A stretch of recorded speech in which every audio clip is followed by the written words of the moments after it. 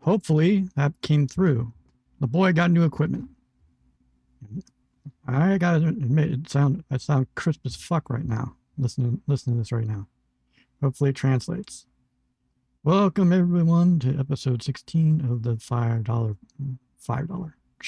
Yeah, I'm running a sale. Oh, it's a $9 podcast. Exclusively on the TalkNShop Patreon. And uploaded, made public to YouTube like a year after it's posted on Patreon.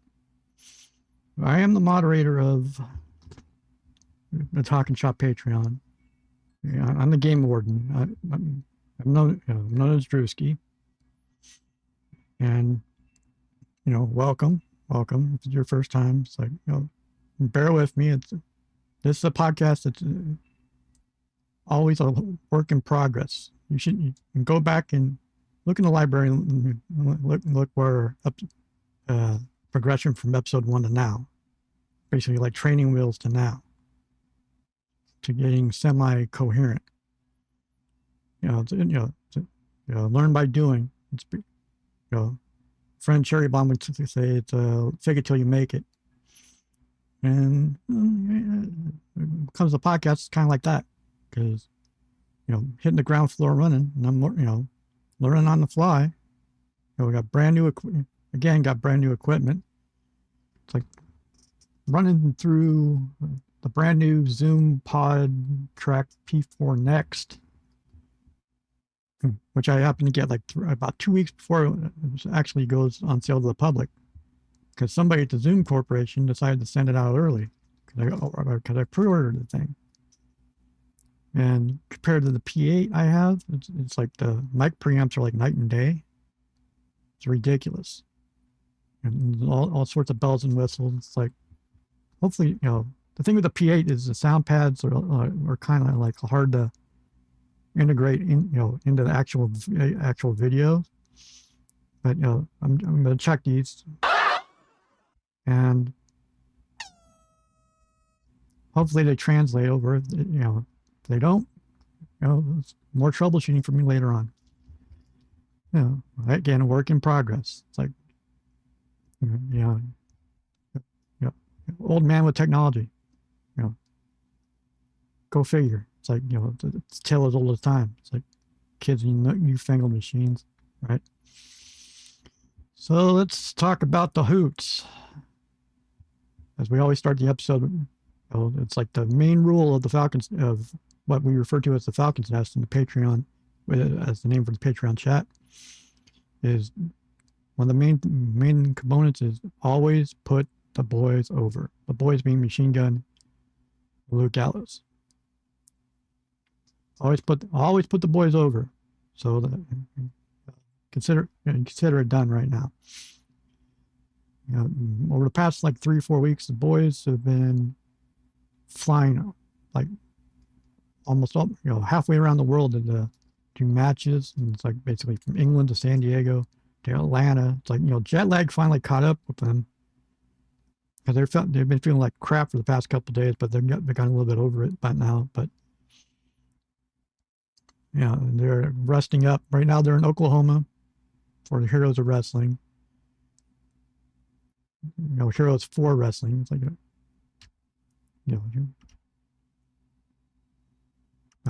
convention / wrestling thing. I think they're wrestling a couple matches there. I'm not sure what they're gonna do. I'm not that far. I'm not that into the loop yet. I'm not in the group text for some reason.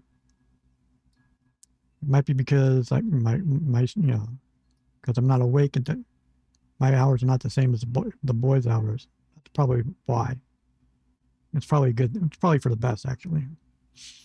Well, in about a week or two, boys have like 2 or 3 big time matches coming up. It's like they're debuting for MLW, which is Court Bauer's promotion, and going for their tag team belts against the team of Dijak and Dyer, known as the Skyscrapers. It's like, if you're a fan of old school WCW, there was a team called Skyscrapers. The name's not new.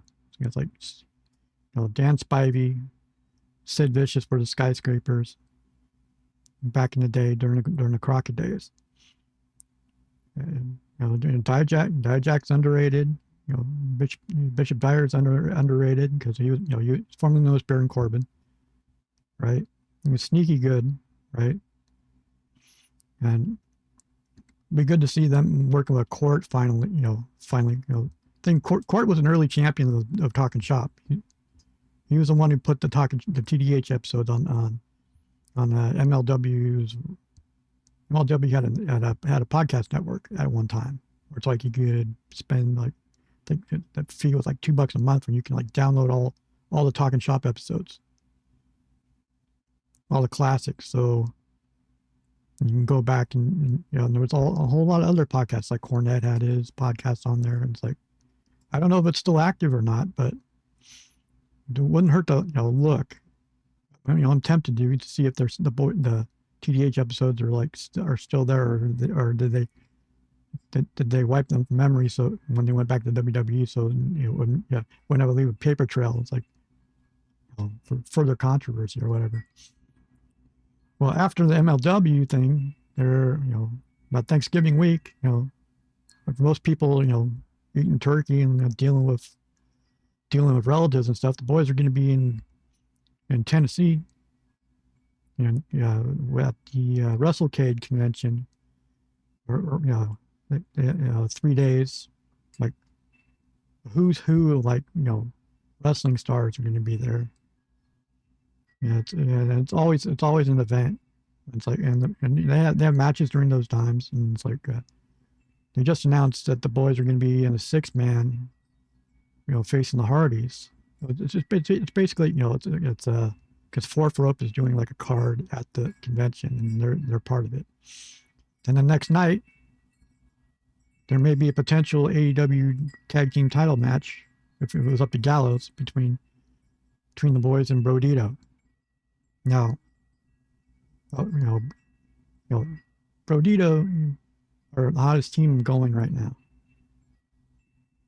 They're the hottest team going right now, and the boys, being on a belt collector run, it would be, it would be batshit insane if they actually beat them like at a convention, right? It's the sort of thing it's like a couple days before, a couple days after Dynamite, because Dynamite and AEW will be in that same area that week. So there's a chance the boys might actually show up on AEW. Maybe, perhaps. Maybe if Rocky has gotten over getting kicked out of one of the boys' seminar in Ohio, which is a great nugget that came from like the Guns TalkNShop Guns live Machine Gun Morning Radio this morning. It's fucking hilarious shit. It's like, hopefully the boys will be able to get Brody as a guest, because Brody is a great brother. It's like him and Butcher are similar as like similar as like genuine sweethearts, but they look like they will kill you if you look at them wrong, right? But they're genuine sweethearts, and it helps that Brody lives in Georgia, close to Gallows, so it could happen. It really could happen. And I hope so. It'll be entertaining as hell. Now, shall we talk about let's talk about Dynamite and Blood and Guts. The women over-delivered. Big time over-delivered. If there's one thing the AEW women know how to do is hardcore matches. Goes all the way back because Cherry Bomb, Ty J, and Penelope set the standard. They set the standard for how these kind of matches are going. I will say that to this day. Yeah. It's the type of match where it's like if you're unsure of your place on the card, you can really make a name for yourself if you show out. And Sky Blue and Marina Shafir did. Sky Blue in particular, because Sky Blue has been basically politicking to be a death match girl for about past year and a half. Yeah, year and a half. Tony Khan's basically, please put me in a death. I want to be in a death match. It's like, and you see what happens. 4 minutes in, she runs the blade, Crimson Mask. The match went 50 minutes. Yeah, she got about an 8 on the Muda scale. And she wasn't the only one. So, Marina walking through broken glass barefoot, then stomping on Tony Storm's chest with broken glass. It was one of those things where it's like, there is no way in hell that the ladies in War Game, WWE, their War Games are going to be able to compete with that. It's like, well, why even try? It's like, arguably, the women's match was the match in the night for Blood and Guts, which is saying, there's 3 matches, but arguably they're like a little bit head and shoulders above. It says something when the cool down matches was Falls Count anywhere between Hangman and Powerhouse Hobbs. Well, they had to clear the ring between all the debris in between matches. It's like you can't just leave it there. It's not CCW where you can just leave shit out everywhere. It's like no. It's a little unsafe. It's like, but the Falls Count interwear match was smart because gives the ring crew time to a lot of time to like clean shit up, right? And they went for a cool down match. It went really fucking hard.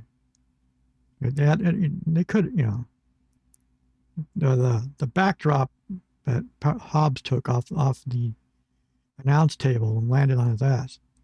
It's like, how he didn't break anything is beyond me. I figure adrenaline was going. He probably felt it later, after the adrenaline dump, after the adrenaline dump. So there's going to be a lot of walking wounded going around, walking around that locker room for at least the next week or two, especially from the men's match, right? The men's match had the right, had the right result, but there was like a little bit of danger of being overbooked because the way they staggered the entrances and had Mark Briscoe get attacked by the Don Callis family backstage, and it's like, okay, this could go way wrong. It's like could get way out of hand. But the fun thing about that beatdown in the back was the first person that was there discovered the body was Roddy, which considering the backstory of it, being unsure of being reluctant like Jimmy Wang Yang type of reluctant to be like affiliated with the conglomeration. People speculating he's going to turn heel. It's like, that's how you do, you're expecting Roddy, sort of halfway expecting Roddy to turn, right? But it didn't happen. But they teased it. They put it in the back of your mind, so it's like to sort of like lead you into thinking that, which was great. I mean, Darby is Darby. He's running. He sets himself on fire, right? Going through a flaming table with not wearing a shirt. And his pants get caught on fire. All for the love of the game. There's a point where it becomes diminishing returns, though. It's like look at Otani. Right, you've done death match. A lot of the guys that have done like veteran death match type stuff. It's like their body. I look at guys like Ricky Shane Page. love RSP, but he was a death match. He got out of the death matches because he knew his body wouldn't handle it, because he was starting to get to the point where it's like, if you've never seen a Ricky Sheen Page death match, it's like, we're talking skewers. No, we're talking bolts. We're talking forks in the board. Really, really hardcore shit. And I'm glad he's sort of like slowed down on that stuff, because Ricky can go. He always can go. I'm always been a very, very good fan, a big fan of Ricky. And Claudio is about to get a push. The way he showed out in that match, fucking monster. It's like, Mox quitting, three matches in a row. It's like, they keep delaying the inevitable turn, the inevitable beat out, and it's probably, I think it's going to happen at Full Gear. I think it's going to happen. It's time, because Claudio, Pac's back and he's more vicious than ever. Claudio's got a mean streak a mile wide. Garcia, after his reaction after Mox quitting, was basically he wanted to take him out then. So it's like, it's foreshadowing. It's like, it's like Julius Caesar. It's like everybody's going to stab Mox in the back. And it's going to be, finally get his vacation for a couple months, and he'll come back with Eddie and they'll clean house. Speaking of Eddie, it's like, Gabe Kidd shows up, and your first thought is, okay, Eddie came out. Eddie came out to help out Hangman in his match, because there was, the Ops tried to come out and interfere in that match. And Eddie came out with a hook. If Eddie's backstage and Gabe Kidd is there on the card, why didn't, think about it, Eddie's always like on site, right? In character, it would have worked. It's like, as soon as Gabe Kidd shows up, Eddie just make a beeline for him, just start beating the fuck out of it. But I understand why he didn't. I can understand why he didn't do it, because it would be considered over, way too much overbooking, right? There'd be too much stuff going on. I can understand that. I mean, the match went.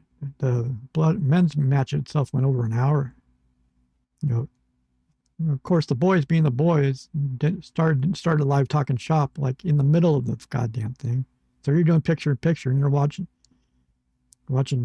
Darby getting thrown over a flaming table while the boys are, on another screen the boys are talking with the Godfather.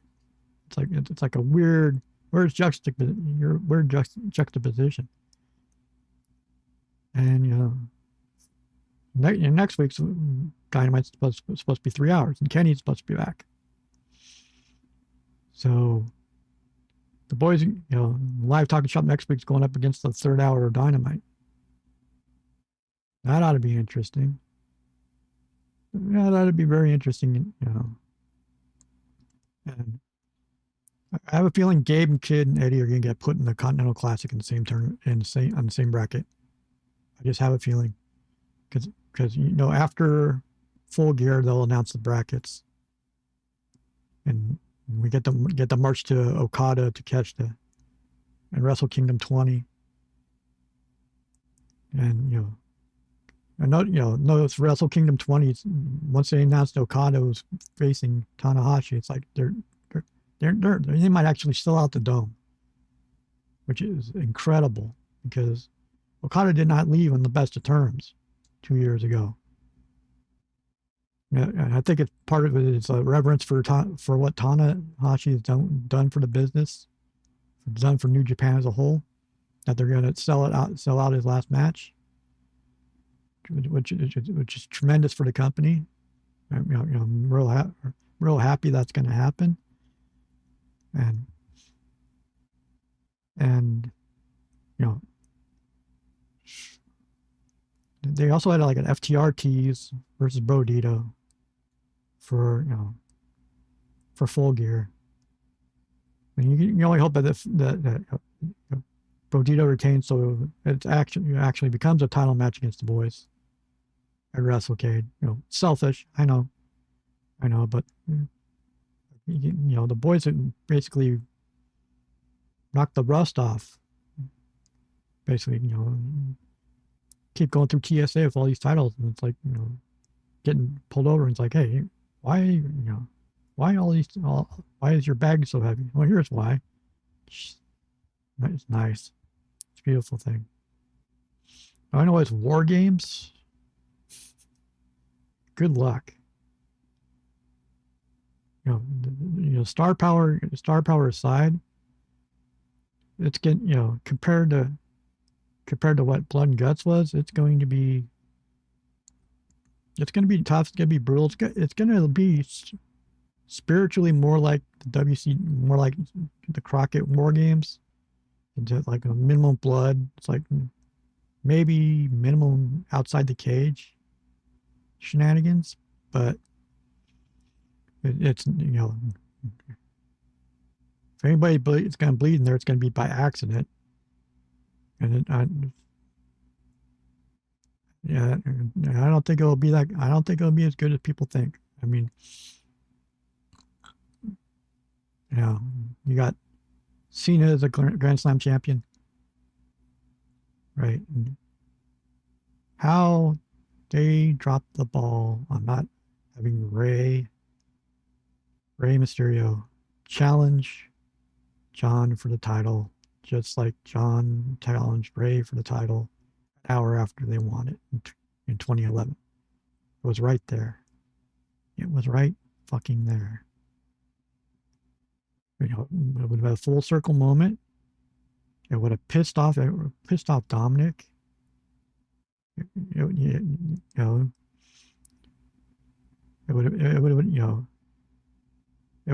have been great. It would set the stage just for like Intercontinental versus AAA title at Petco in San Diego, their hometown, for Survivor Series. And now I hear that match is not even happening.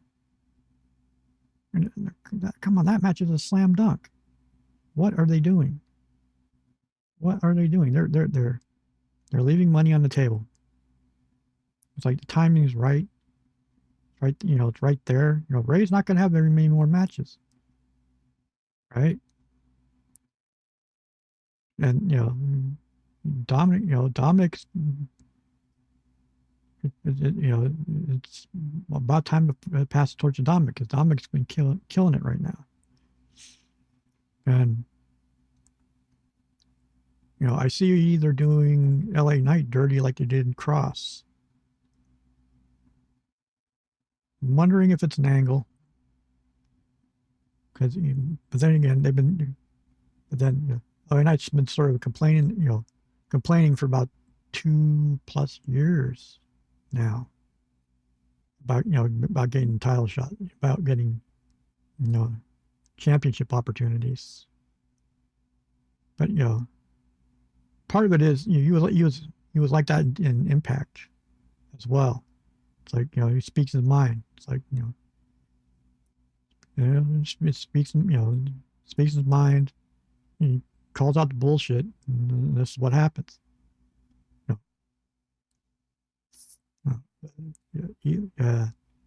LA Knight's great. He's a good guy. Real good dude. Real good dude. And I'm at a loss as to why they're not running with him, because he's over with the crowd. It's organic. I know why. Okay, he's over with the crowd organically, and it's part of the WWE thing. It's like if we didn't put you over, we didn't manufacture you getting over. You got over on your own. We're not gonna push you, or we're not gonna be behind you, because you're interfering with our long-term plans. That's why you got to pivot. You strike while the iron's hot. It's like, but then listen to the crowd. It's like wrestling 101. It's like the crowd decides who's going to be who they want and who they don't want. It's basically, you have to adjust accordingly. You don't try and dictate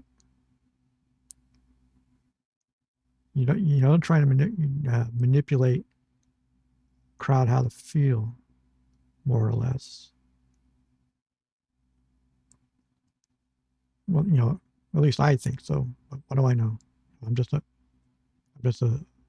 crusty old mark. I mean, what do I know? Cena's Saturday night main event, like he wants it to be WWE versus NXT to put young kids over. It's a noble gesture. It's like, but which begs the question: who? I mean, that sort of like implies that somebody from NXT is going to be his last match. Could it be Obafemi? Could be Dragunov? Dragunov's already champion, so could it be All Ego? That would be interesting, right? But it'll probably be it'd be amazing if it was Javion Evans. But kid might be a little young. He's 21. He has all the talent in the world, but I don't know. He's killing it in NXT, but the way they neuter talent up in the main roster should give him pause, right? They should not be in a hurry to crown him yet. Because the landscape's changing. It's like it's going to be an interesting playing field, like in about a year or two, because you got all these guys retiring. Got AJ and Cena. When AJ and Cena, it's like there's a couple pundits on on social media who say when Cena goes, everything's gonna go downhill, or in that company, and it might. And that's but again, these things go in cycles. Sometimes there's always ups and downs. It's like it happens with every company. It's like,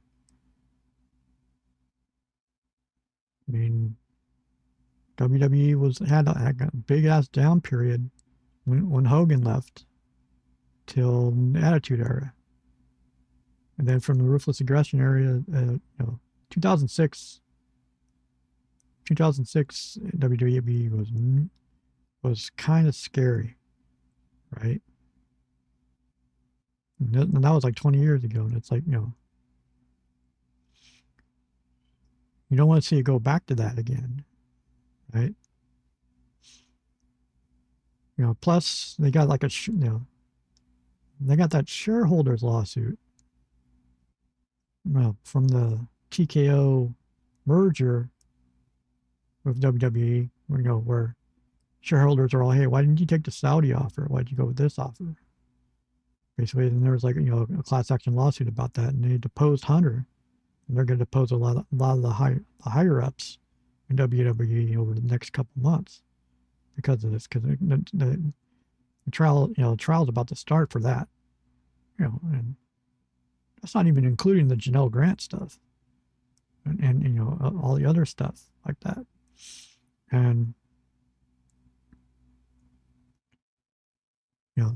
the skies are a little cloudier than usual in Connecticut. I mean, and TKO's even thinking about eliminating all but the big four, PLEs, all but the big four pay-per-views in order to save money. You could see that, but you can also use that as an advantage, because it gives you, if you only had, there was a time when during the Hogan era, it was only like 4 pay-per-views, like in the mid 80s, and they had time to build up storylines. A lot of squash matches, but they had time to build up stories. To, building up the pay-per-views. It's like it might help the product a little, instead of having to like rush storylines just for, just to make a monthly pay-per-view, which is, is why I'm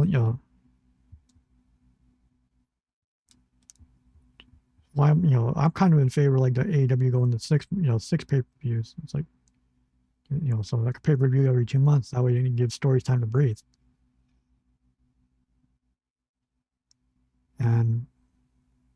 But that's me, right? Because they're not, in the end of the day, they're not catering just for me. They're catering to everybody else, catering for everybody else. I'm not,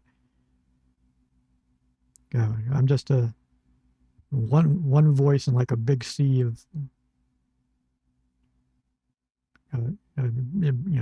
big sea of potential.